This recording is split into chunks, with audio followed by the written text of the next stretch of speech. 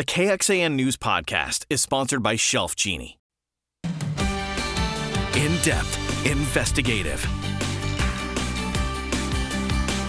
This is KXAN News Today. We are expecting more showers and storms continuing today. Here's a look at the live clouds and radar happening throughout Central Texas. After some saw severe storms yesterday, we are getting round for another possible round tonight.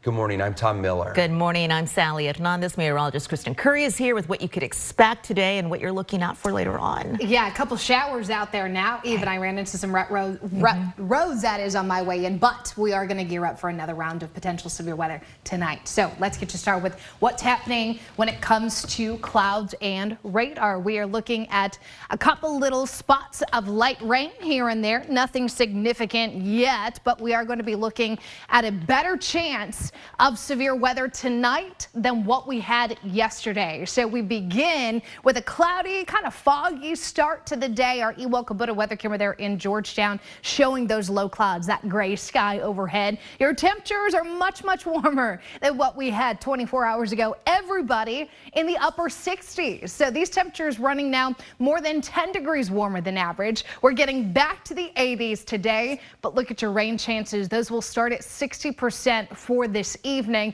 getting bumped up to 70% tonight. Here's that severe storm outlook that we're going to be paying attention to. It's a 2 out of 5 risk in yellow for our northern counties, but that 3 out of 5 is awfully close. We're going to be watching that very closely, but you'll notice the majority of us, including the Austin Metro and pretty much 2/3 of the southern counties here, looking at a marginal risk, meaning everybody has at least a chance of seeing a strong storm, if not severe, getting into tonight. Rain chances look best today. They will come down some as we get into tomorrow, but then another chance of rain with yet another cold front coming in late Friday night into Saturday. A lot to explain. I'll break down what you need to prepare for coming up in your first warning forecast. Thank you, Kristen. This is new overnight. 2 people went to the hospital after a car hit them near the University of Texas. Airbags deployed after this red Mercedes crashed into the front yard of a sorority house. Happened just before 11 last night at Nueces and 24th Street in the West Campus neighborhood. Police say one person is in custody and the roads there are still closed. More breaking news out of the traffic center this morning. Georgetown police are working a deadly crash in that area between Leander Road, South Ridge, and River Ridge. It is closed in that spot. It's out just west of I-35 and Southwest Pass, and it's going to cause delays through your morning commute for that area. Our traffic anchor Erica Brennis is working on getting more information for you to pass along throughout the hour. This morning, Travis County leaders are going to give an update on the fentanyl crisis. County Medical Examiner's Office is going to release some full numbers of the deadly overdoses for last year. In December, the medical examiner's data showed that for the first 6 months of 2022, 118 people died in fentanyl-related overdoses. That is the exact same number that Travis County saw in all of 2021.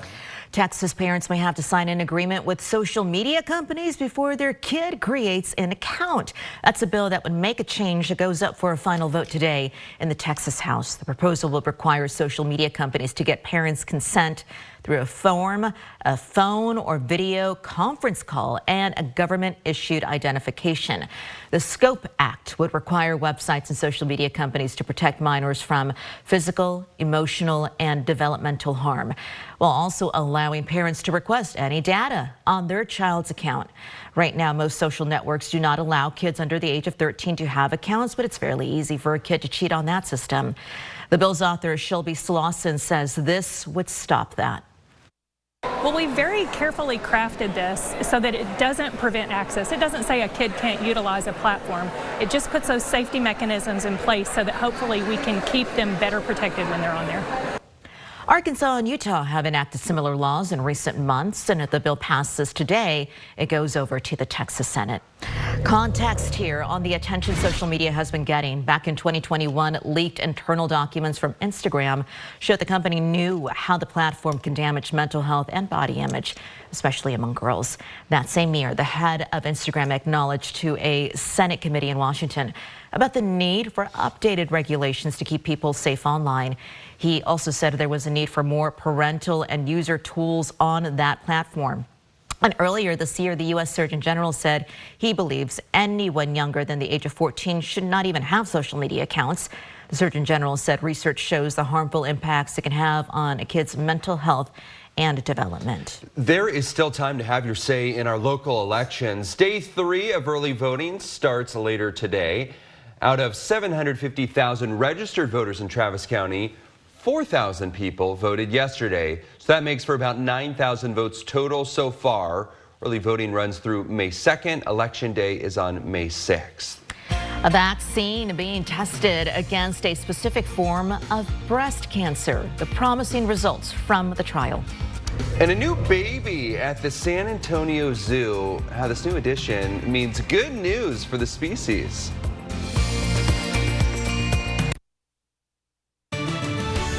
Good morning. A live look outside up in Georgetown, where you can see there's a little bit of drizzle in the air. Kristen is looking at your weather. Erica is actually tracking a crash not too far from here, so we'll have those updates in just a moment. There's news in the fight against a specific form of breast cancer. There is a vaccine being tested right now to prevent what is called triple-negative breast cancer. Lauren Petty reports on the promising results from the Cleveland Clinic. Jenny Davis is the first woman to take a potential vaccine aimed at preventing triple-negative breast cancer, and preliminary data looks promising. It showed that I had some type of immune response. So I consider it a success for all of us. Davis has already beat breast cancer once. She's being treated at the Cleveland Clinic, where phase 1 of this clinical trial is underway. I didn't hesitate because with triple negative, I can't take tamoxifen. There's nothing that kind of puts your mind at ease that it won't recur. The vaccine targets a specific protein created after a woman gives birth. There's a lactation protein. It's called alpha-lactalbumin. Once a woman stops lactating, the protein completely disappears. But it was discovered that protein reappeared in women with triple-negative breast cancer. So the vaccine enabled the immune system to target that protein. Then when those cancer cells arise, that the immune system would destroy those cells. Jenny and 14 other women have received the vaccine so far. Data released last week showed all had an immune response to varying degrees. We don't know how strong an immune response is necessary to prevent cancer. But no matter what, the vaccine now has taught our body to identify those cells and, destroy them before they become a tumor. A mom of 3, Jenny was eligible because she's beyond her breastfeeding years. We would immunize women after the age of 40 or at whatever age they've decided to no longer have children. Starting next year, phase 2 of the clinical trial could include Chicago. We anticipate that there will be several sites at most of the major cities, and Chicago is certainly on the list. Can you imagine if there's no more triple negative breast cancer? Yeah, it would just be amazing. That was Lauren Petty reporting. Fights and threats at a local school. Why parents are questioning the district's response. Thousands of Americans are still trying to get out of Sudan any way they can. How the U.S. managed to rescue some of them in between all the gunfire. Astros managed to do what no team has done this season, plus the Longhorns back on the field after those 3 straight losses to Oklahoma. I'll have it for you coming up. This KXAN News podcast is brought to you by Shelf Genie. I'm Rosie Newberry from KXAN Studio 512. Considering replacing your kitchen cabinets? Struggling to find or reach things? Go to shelfgenie.com/Austin. Shelf Genie designs custom pull-out shelves for your existing cabinets, adding convenience and value to the most used room in your home. Shelf Genie custom pull-out shelves, everything in reach. Good morning. A live look outside up in Georgetown again. And we are looking at the chance of some significant weather later on today and throughout the rest of the week. Kristen is looking at that, and we'll have an update in just a bit. But first, this. We are in the thick of it when it comes to spring migration here in Central Texas. So here with an update is Travis Audubon Executive Director Nicole Netherton. Nicole, let's talk about it. We are in April. We're excited to see our skies filling up with birds. Anything that we need to be watching for that you think we need to be paying attention to? Yes, this is the best time of year. If you are noticing birds or listening to birds, we are about to have millions of birds crossing our skies, usually overnight. But spring migration is a fantastic time to get outside and to really learn more about our avian friends. And in our area, peak spring migration tends to be the last week of April, the first week of May. So there's lots of great time for us to enjoy the out of doors. And I thought I would tell you one fun fact, but we know that there are 338 species of North American birds that migrate, and we have records of 95% of those species in Texas. Surprise, you live in an amazing place to really get to enjoy bird life. And right now, for spring migration, birds are coming up to their breeding ground. So they went south for the winter. Now they're done with their vacation and heading up. So thousands of birds moving through our area in the coming several weeks. I think a lot of people are probably thinking spring gardening. I'm cleaning up my yard. I'm trying to do what's, eco-friendly, smart for my wallet. What tips do you have for us, who are in that phase right now? Sure. I have 3 very easy things that are great for your budget and easy ways for you to help birds. The first thing you mentioned is to plant native species in your yards. Second really easy thing you can do is keep your pet cats inside. Cats are an incredible threat to wild birds. And then the easiest thing and probably the best thing, especially as we're heading into peak migration, is to just turn your lights off overnight. Between 11 p.m. and 6 a.m., that's when the majority of birds are flying through, and they are attracted to our light pollution, the light dome of urban areas. Overnight, turn your lights off, you save money on your electricity, and you really help our bird friends.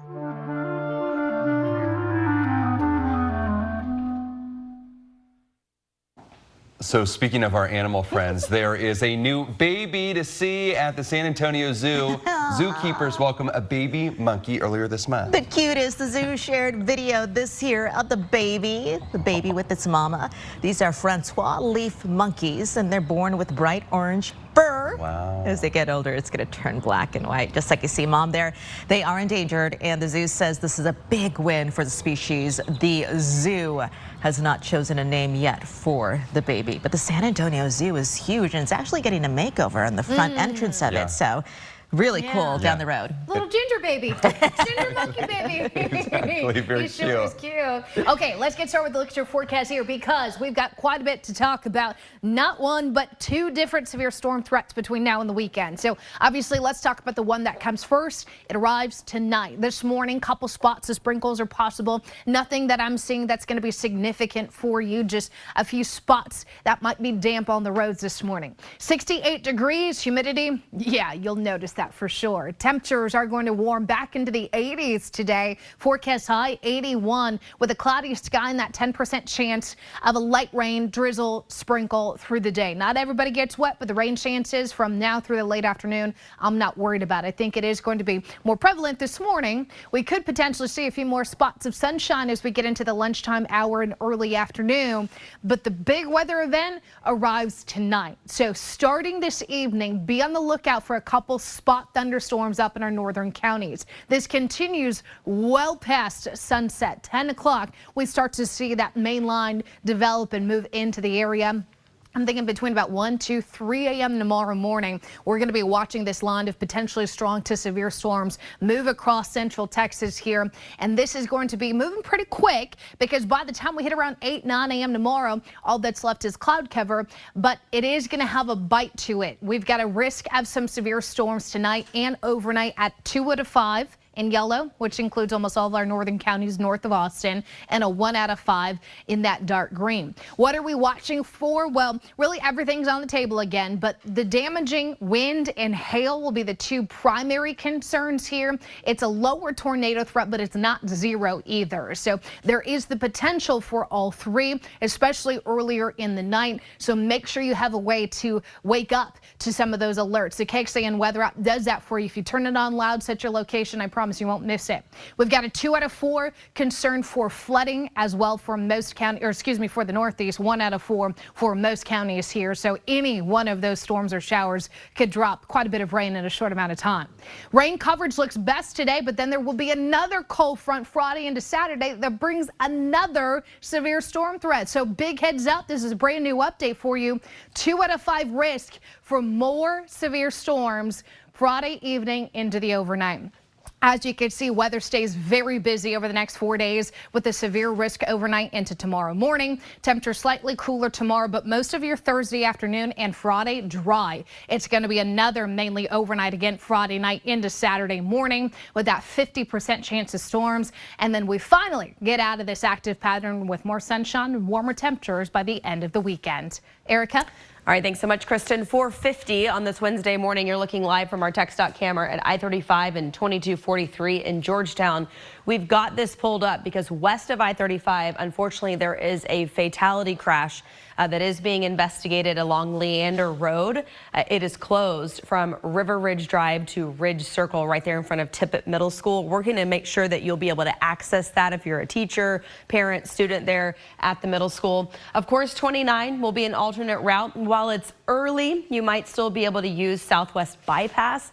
Obviously, as it gets closer to rush hour, that will become a very busy intersection. So something to start planning for this morning because Georgetown is saying, hey, this is going to be an issue. This is going to cause major traffic for the morning commute. So think about this for your morning commute throughout the duration of it.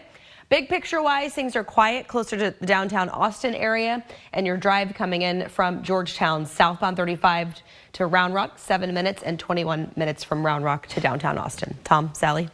Thank you, Erica. Leaders at a local school insist they're telling the truth about some recent fights and threats. But parents of Elgin High School students kind of question that. They say a video going around social media of a fight at school, and they heard a knife was used, and they have a lot of questions.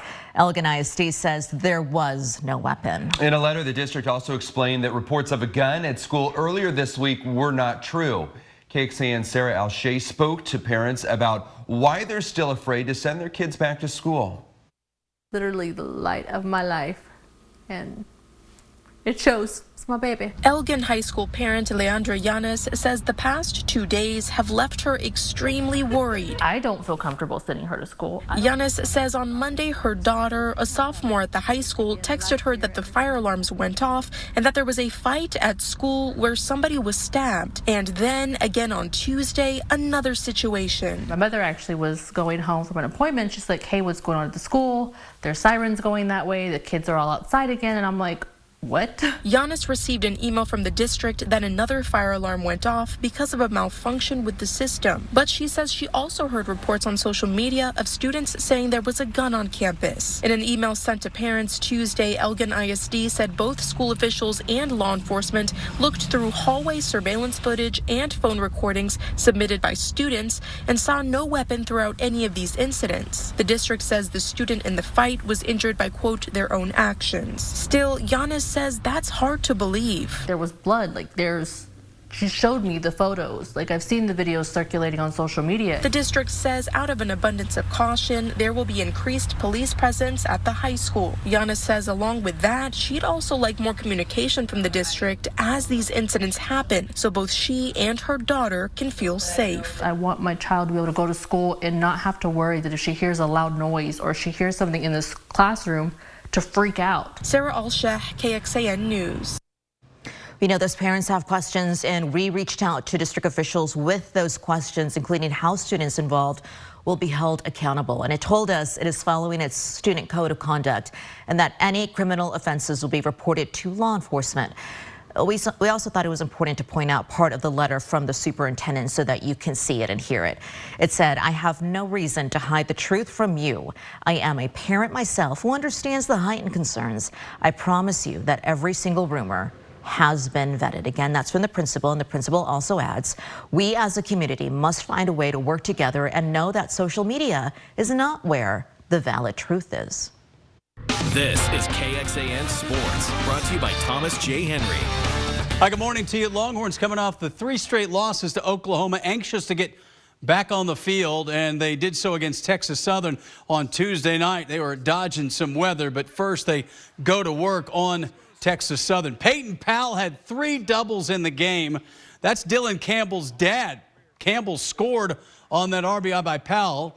Campbell's dad played baseball at Texas Southern.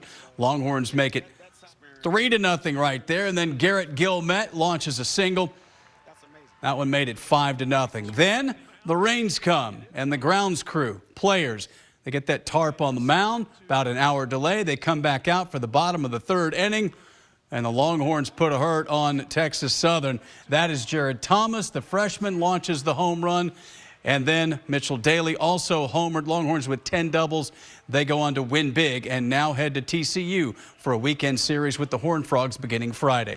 Well, it hadn't happened this season. The road team winning at Tampa Bay. Astros trying to change that in Game 2 of their series with the Rays. Jeremy Pena base hit into left field. They grab that 1-0 lead. And then Kyle Tucker in the 5th.